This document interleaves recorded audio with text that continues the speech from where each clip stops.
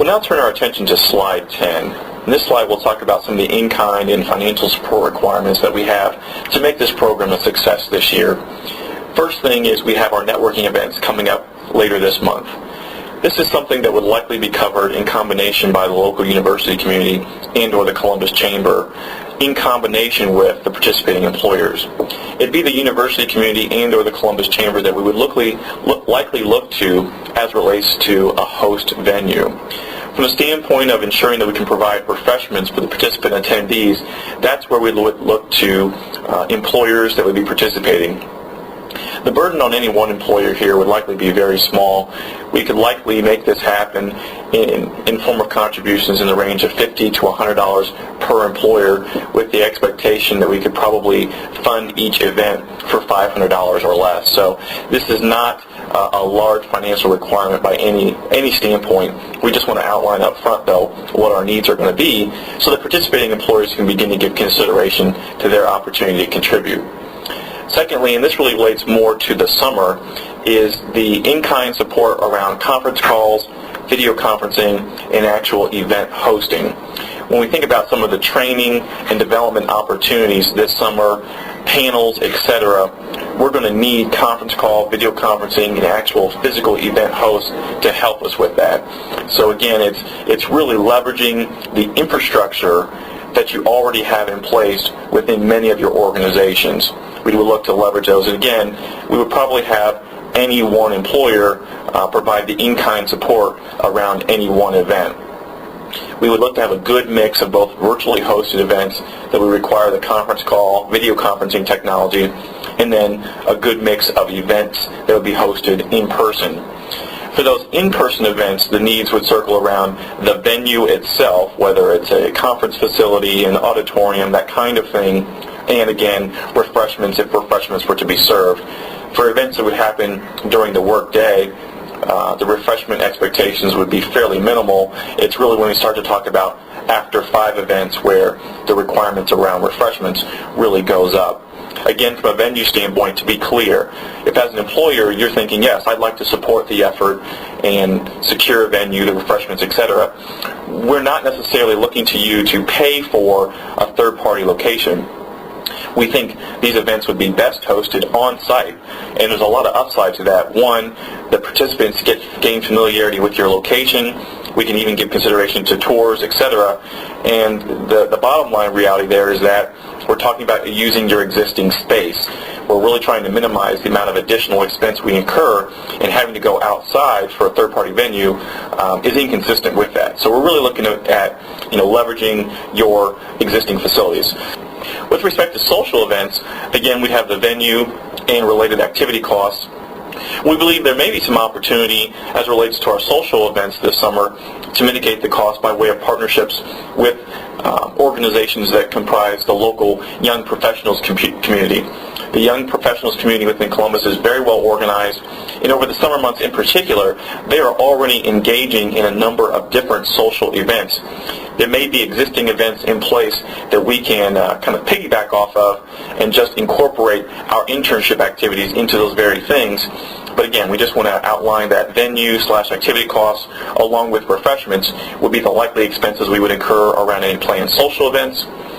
We talked earlier about the potential for a day-long experiential learning event to be a part of the summer internship experience. For those of you that might be familiar with things like low ropes courses and places like Camp Mary Orton, etc., where participants engage in learning activities that simulate possibly a real-life problem or challenge, that's what we're talking about here.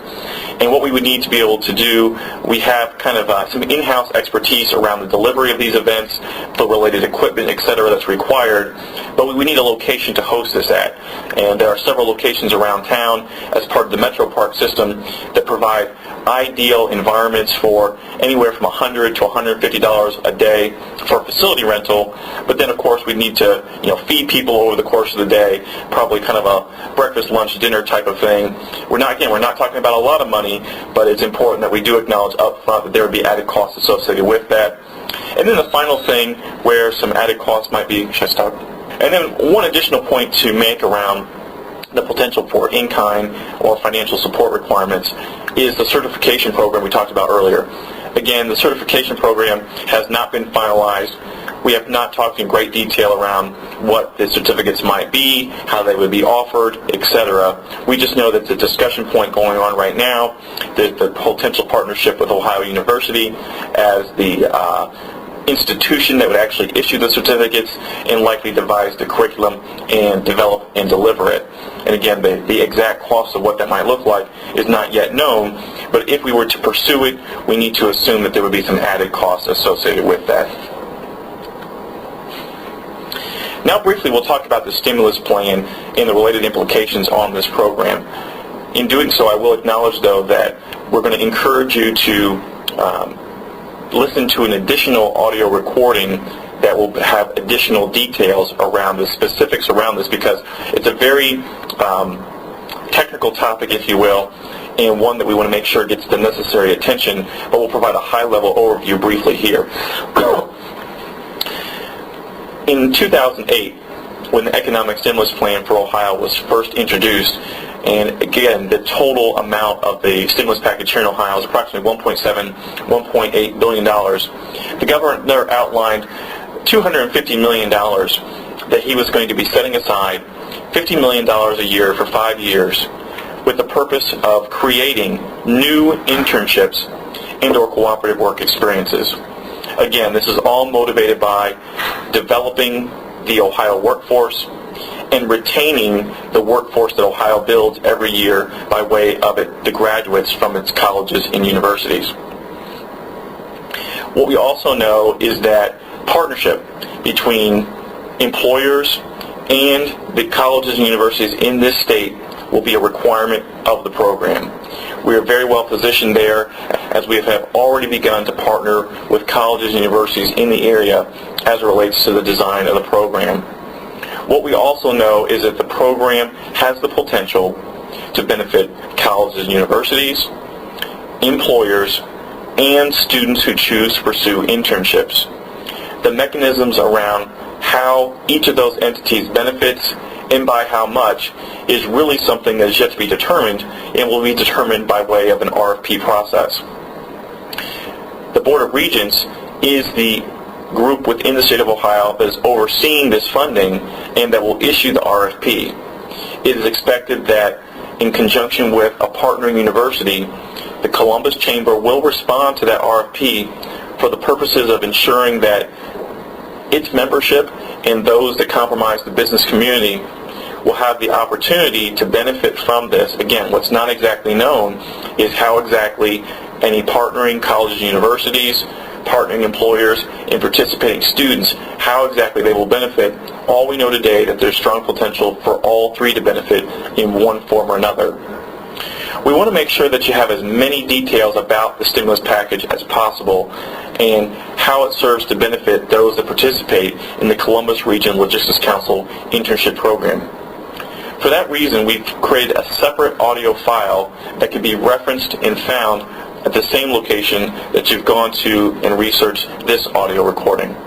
Please look for that recording to be posted to this site soon, and emails will be sent to individuals letting them know when it's available. In addition to a detailed audio recording, we'd also have additional documentation as to how the program is going to work, specific to various employers, the employer size, and whether they represent a for-profit or non-profit organization.